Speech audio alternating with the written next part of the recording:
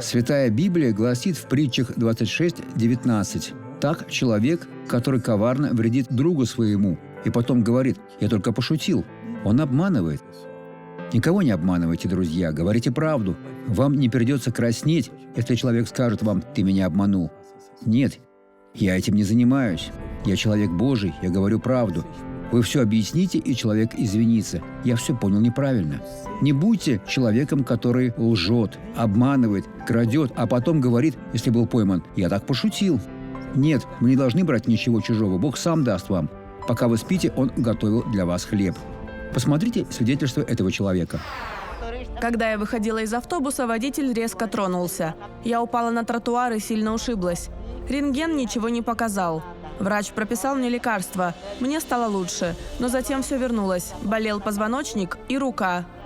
Как вы пришли сюда сегодня? Я шла нормально, но чувствовала боль в спине. А теперь? Теперь мне намного лучше. Боль прошла? Поднимите руки к небу. Теперь наклонитесь до пола. Слава Богу. Она делает гимнастику. Выпрямитесь, наклонитесь снова. Теперь я хочу помолиться с вами, Отец. Я молюсь за этого человека. Я благословляю этого человека. Пусть все зло, что у него есть, уйдет, уберется сейчас же, чтобы никогда не возвращаться.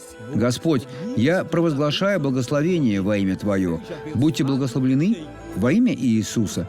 Пусть Бог сделает из вас истинное благословение.